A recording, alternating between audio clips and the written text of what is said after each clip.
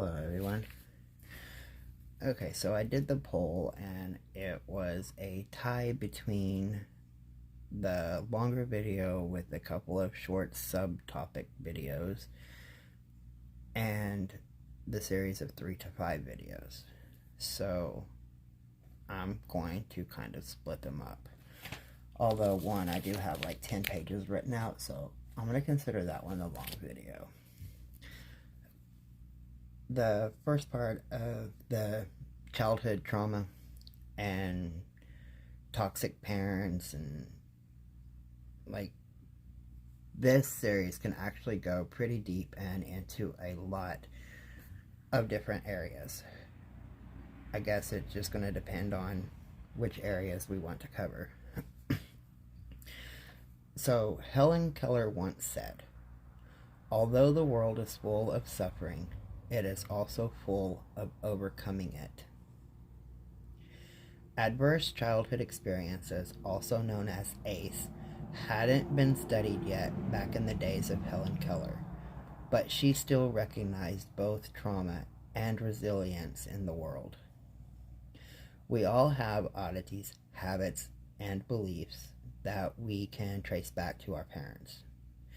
Some examples of this are the way we fold our towels or set the table, the things that we keep that others would wonder why, like a yogurt container to store leftovers in, or washing out a Ziploc bag for reuse.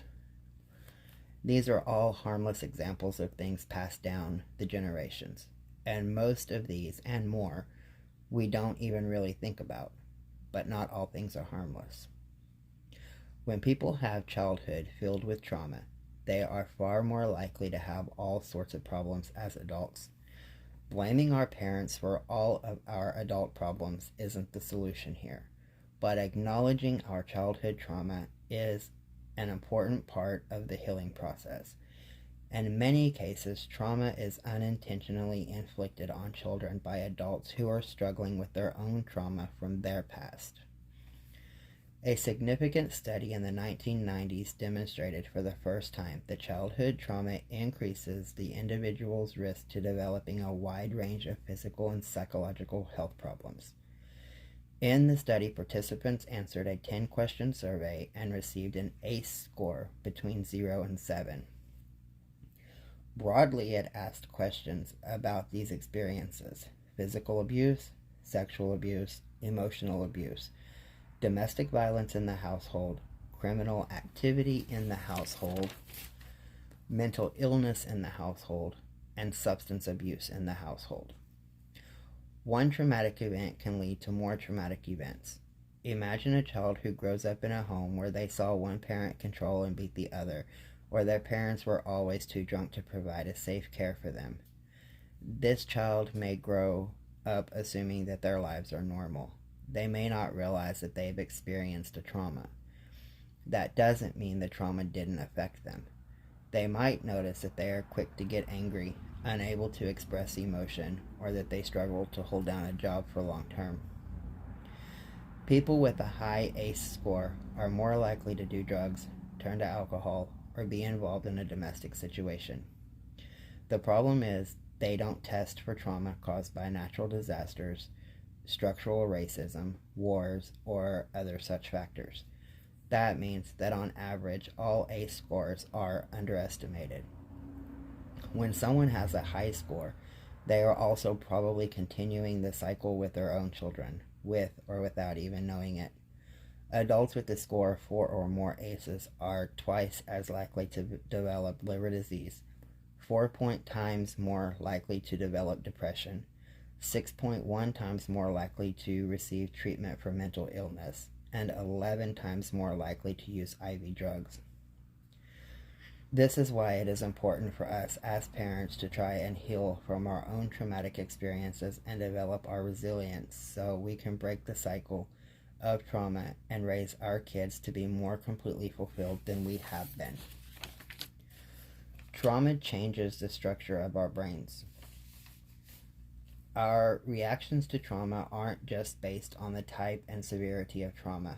The field of epigenetics epigenetics tells us that experiences can actually determine which of our genes get turned off or turned on. So our reaction to things that happen to us is a result of environmental factors, genetic risk, and personality.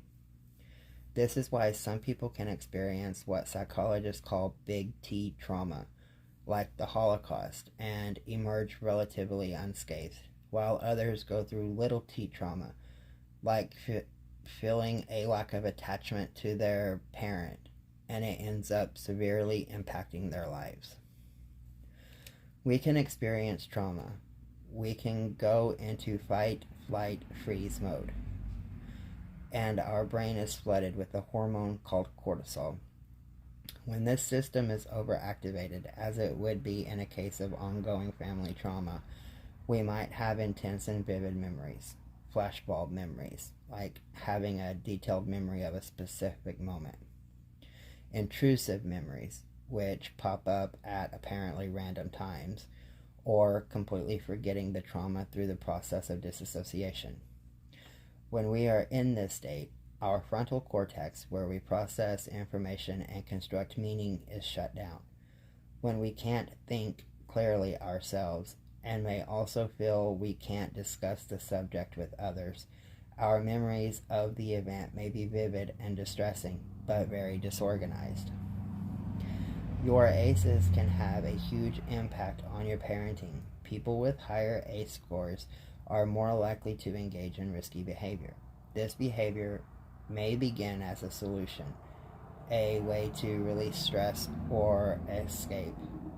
When parents engage in high-risk behaviors, the whole family suffers the consequences. Alcoholism, domestic violence, rocky relationships, and legal trouble are just a few of the potential family stressors. When we think about intergenerational trauma, we often think of the cycle of violence. If a parent was abused or mistreated, their child is more likely to experience abuse or mistreatment. In addition, the consequences of the parent's trauma, PTSD, anxiety, or even physical conditions like altered levels of cortisol affect their child's life. As the parents find they have a short fuse and feels triggered by everyday situations. 1. Reenacting our past trauma. We may unconsciously reenact trauma. For example, if we grew up constantly being ignored by our primary parent, we may tend to seek out partners who will ignore us. 2. Losing your rational thinking ability because of triggering. A parent hears their spouse and child playing in the next room. It is a lovely sound. Then the child yells stop, and the parent goes to see what is going on. The parent sees the spouse tickling the child and the child squirming. Even though parent A trusts parent B, it triggers past memories of abuse. How parent A reacts could have a lasting effect on the child, the marriage, or both. But in that moment, parent A is unable to rationally think. 3. Imitating our abusers. It is common to hear ourselves sound like our parents, both in words and in tone. It's very likely that we will imitate their parenting style, whether it fits with our personal values and goals for raising our children or not. 4. Distorted thinking. When children hear repeated messages about their own inadequacy, they internalize negative messages. They may believe they are incapable of success or unworthy of love.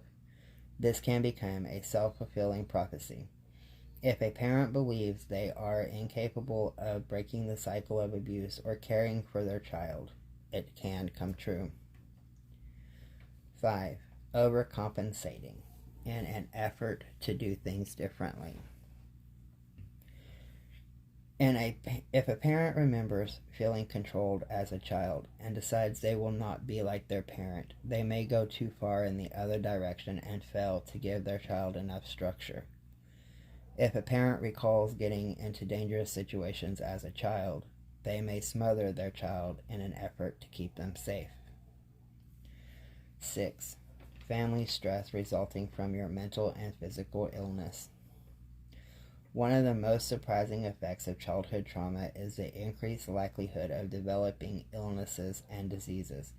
An ACE score of 4 or more significantly increased the risk of developing serious, often fatal diseases and conditions. Cancer, COPD, heart disease, stroke, and several others. Parenting is tough on all of us. If we have poor health, it is even tougher.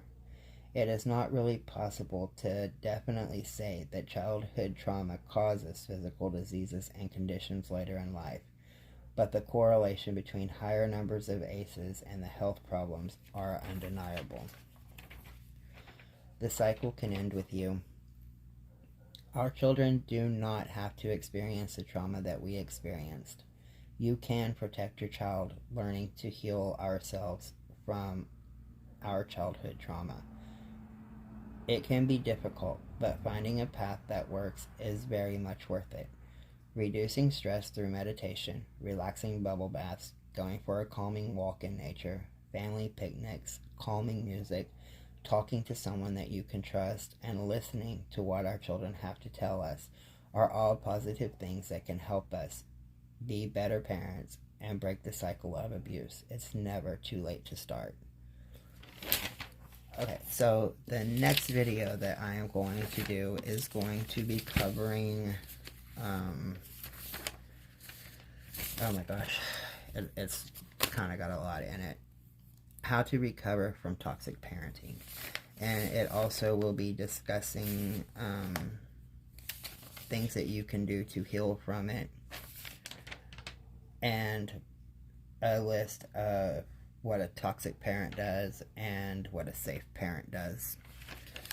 So that will be the next video. Have a good day, everybody.